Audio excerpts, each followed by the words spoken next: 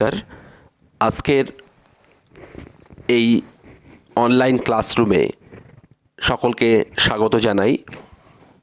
আজকের মূল আলোচ্য বিষয় দ্বাদশ শ্রেণীর সাহিত্যচর্চা গ্রন্থের মহুয়ার দেশ কবিতাটি, কবি সমর সেন। কবিতায় প্রবেশের পূর্বে আমরা খুব সংক্ষেপে জেনে নেব কবি পরিচিতি এবং কবিতার উৎস সম্পর্কে।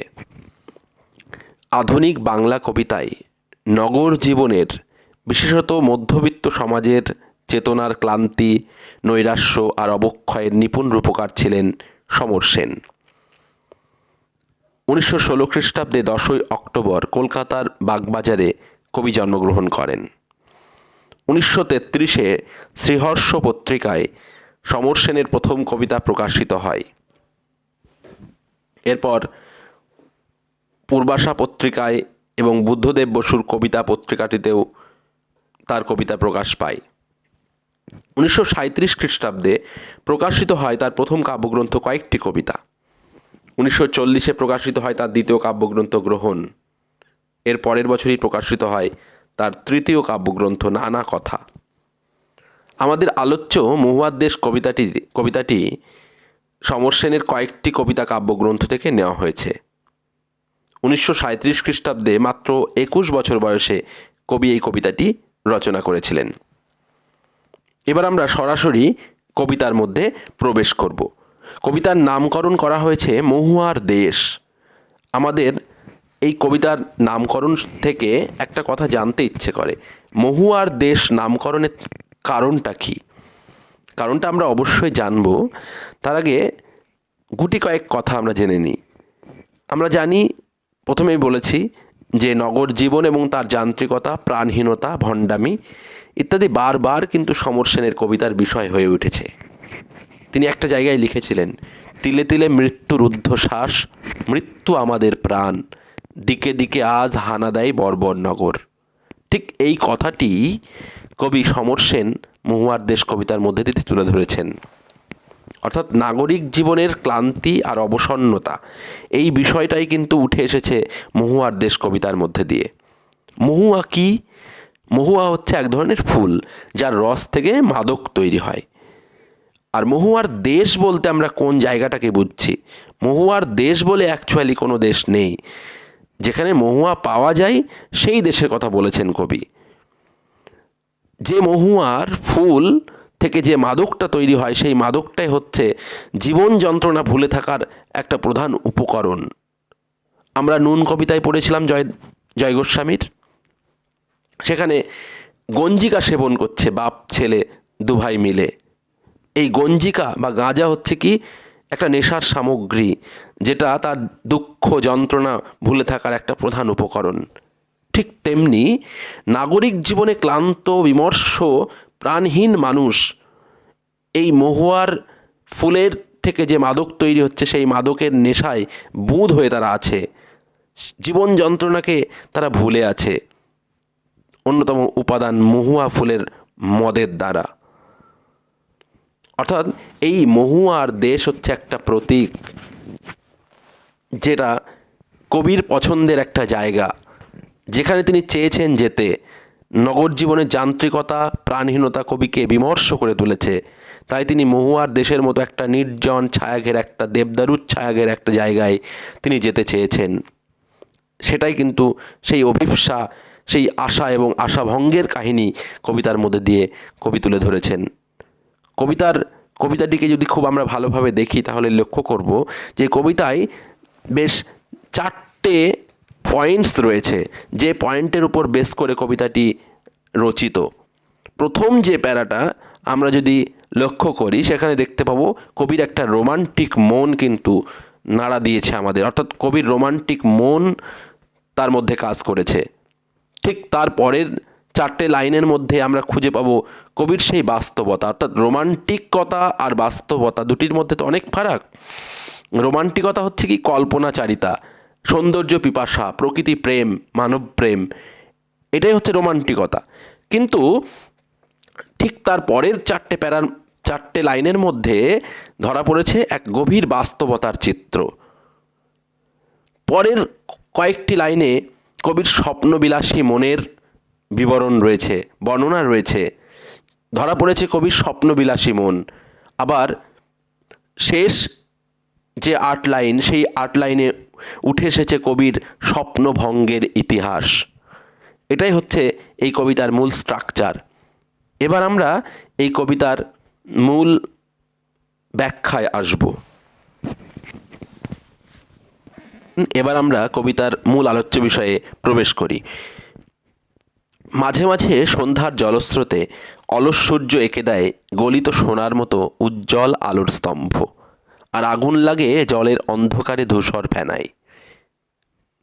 এই যে কবিতার প্রথম 4টি লাইনে কবির রোমান্টিক মন এসে ধরা দিয়েছে, একটা রোমান্টিকতা জায়গা করে নিয়েছে কবির মনে।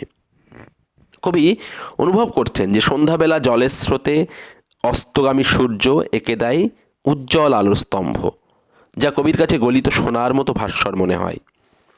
সেই আলো দেখে মনে হয় অন্ধকারে জলের ধূসর ফেনায় যেন আগুন লেগেছে। তাহলে আমরা দেখতে পেলাম কবি বলছেন যে মাঝে মাঝে সন্ধ্যার জলস্রোতে অলস সূর্য এঁকে দেয়। সূর্যকে অলস বলা হয়েছে কেন? মনে একটা প্রশ্ন জাগতে পারে। সূর্যকে অলস বলা হয়েছে এই কারণেই যে সন্ধ্যার অস্তচলগামী যে সূর্য দিনের কাজ শেষ করে বিশ্রামের অপেক্ষায় থাকে বলে তাকে অলস বলা হয়েছে সূর্যকে। সেই সূর্য যখন গলিত সোনার মতো উজ্জ্বল আলো স্তম্ভ এঁকে দেয়, তখন মনে হয় যেন জলের অন্ধকারে ধূসর ফেনায় আগুন লেগেছে। এই বিষয়টা একটু বুঝিয়ে বলা দরকার।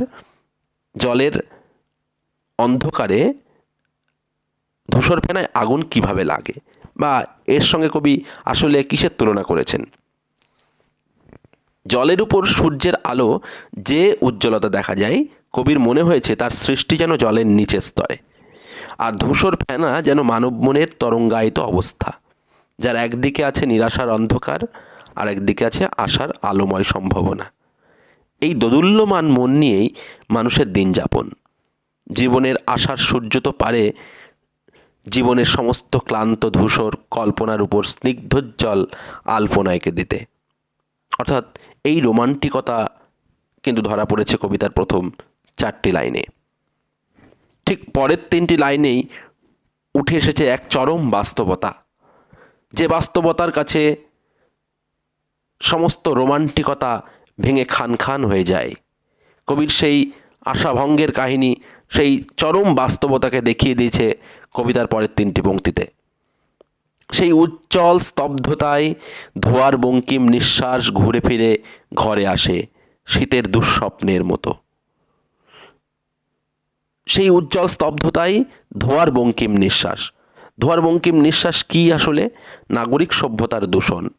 কারণ আমি প্রথমেই বলেছিলাম যে নগর জীবন, তার যান্ত্রিকতা, প্রাণহীনতা, ভণ্ডামি, এটাই হচ্ছে কবিতার মূল আলোচ্য বিষয়।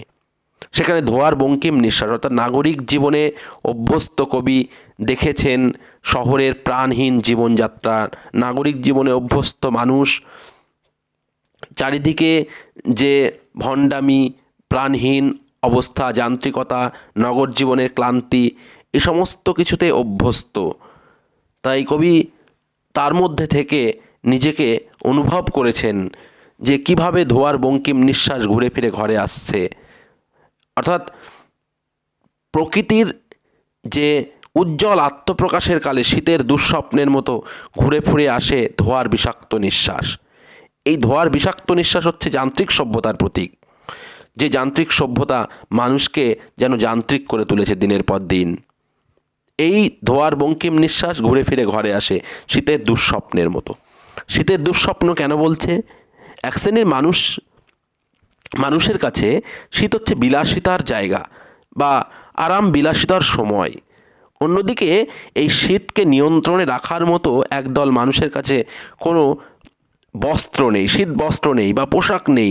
দুশ্চিন্তাতে কাটাতে হচ্ছে তাদের, অন্ন নেই, বস্ত্র নেই, বাসস্থানের নিশ্চয়তাটুকু নেই। যা শীত তাদের কাছে তাহলে কি হবে? দুঃস্বপ্নের মতো মনে হবে। তাই কবি এই সমস্ত কিছু ছেড়ে, এই যান্ত্রিকতা, এই নাগরিকতায়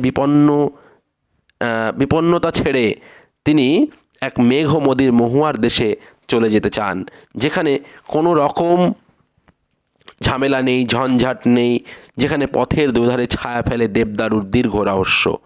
অর্থাৎ দেবদারু গাছের ছায়ায় দুদিক পরিপূর্ণ, সেরকম একটা জায়গায় তিনি যেতে চান।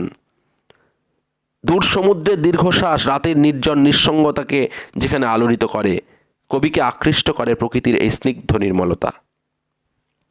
তাই কবি বলছেন যে অনেক অনেক দূরে আছে মেঘমদির মহুয়ার দেশ, সমস্তক্ষণ যেখানে পথের দুধারে ছায়া ফেলে দেবদারুর দীর্ঘ রহস্য আর দূর সমুদ্রের দীর্ঘশ্বাস।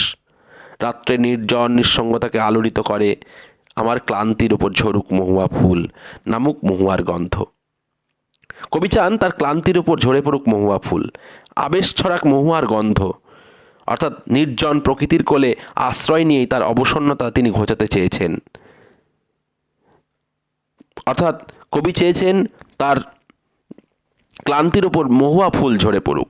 যে মহুয়া ফুল কী হয়, নেশার সামগ্রী, যে নেশার সামগ্রী দিয়ে সমস্ত যান্ত্রিকতা নাগরিকতাকে ভুলে থাকা যায়। কবি চেয়েছেন তার ক্লান্তির ওপর মহুয়া ফুল ঝরে পড়ুক, মহুয়ার গন্ধ নেমে আসুক। এতেই কবি শান্তিতে কাটাতে পারবেন সেই মেঘমদির মহুয়ার দেশে। কিন্তু পরমুহূর্তেই স্বপ্নভঙ্গের ইতিহাস কবিতাটিতে ব্যক্ত হয়েছে কবিতার শেষ 8টি চরণে। এখানে অসহ্য নিবিড় অন্ধকারে মাঝে মাঝে শুনি মহুয়া বনের ধারে কয়লা খনির গভীর বিশাল শব্দ, আর শিশিরে ভেজা সবুজ সকালে অবসন্ন মানুষের শরীরে দেখি ধুলোর কলঙ্ক। ঘুমহীন তাদের চোখে হানা দেয় কিসের ক্লান্ত দুঃস্বপ্ন। কিন্তু নগর জীবনের যে অসহনীয় যান্ত্রিকতা, সেই যান্ত্রিকতা থেকে কবি মুক্তি পান না। তার স্বপ্নের মহুয়ার দেশও হানা দেয় যন্ত্র সভ্যতা। কবির কানে আসে মহুয়া বনের ধারে কয়লা খনির প্রবল শব্দ। শিশির ভেজা সবুজ সকালেও দৃশ্যমান হয় খনি শ্রমিকদের শরীরে লেগে থাকা ধুলোর কলঙ্ক।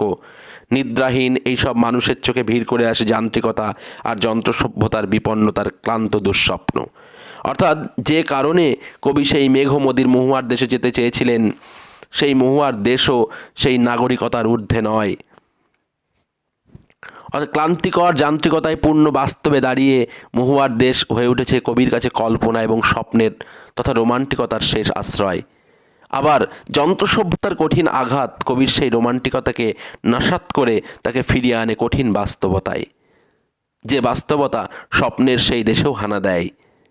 তাই এই কবিতাটির নামকরণ মহুয়ার দেশ অত্যন্ত ব্যঞ্জনাধর্মীভাবে সার্থক হয়েছে। অর্থাৎ এই কবিতাটি যদি আমরা খুব ভালো করে লক্ষ্য করি তাহলে দেখতে পাবো কয়েকটি পয়েন্টস আকারে তোমরা যদি লিখে নাও খুব সুন্দর হবে। রোমান্টিকতা, একদিকে কবি রোমান্টিক মন ধরা দিয়েছে, ঠিক তার পর মুহূর্তেই কঠোর বাস্তব এসে কবির সেই রোমান্টিকতাকে খান খান করে দিয়েছে। কবি ধরা পড়েছে কবির স্বপ্নবিলাসী মন এবং কবির স্বপ্নভঙ্গের ইতিহাস। অর্থাৎ কবি চেয়েছিলেন নগর জীবনের এই যান্ত্রিকতা, ক্লান্তি, প্রাণহীনতাকে তিনি এড়িয়ে যাবেন, কিন্তু কোনো মতেই সেই যান্ত্রিকতা, নগর সভ্যতা, নগর জীবনের যে ক্লান্তি, সেই প্রাণহীনতাকে এড়াতে পারেননি তিনি। তিনি চেয়েছিলেন মহুয়ার দেশে গিয়ে তার সেই ক্লান্তি ভুলে থাকতে, কিন্তু পর মুহূর্তেই তিনি দেখলেন সেই মহুয়ার দেশেও অসহ্য নিবিড় অন্ধকারে মাঝে মাঝে তিনি শুনতে পেলেন কয়লা খনির গভীর বিশাল শব্দ। অর্থাৎ মহুয়ার দেশও কিন্তু সেই নাগরিকতা থেকে বাদ যায়নি। অর্থাৎ মহুয়ার দেশকেও সেই নাগরিকতা যেন গ্রাস করেছে। তাই এই কবিতায় আমরা দেখতে পেলাম যে একদিকে স্বপ্ন, রোমান্টিকতা, কল্পনা, ঠিক তেমনি সেই স্বপ্নভঙ্গের ইতিহাস। এটাই হচ্ছে মহুয়ার দেশ কবিতার মূল বিষয়বস্তু।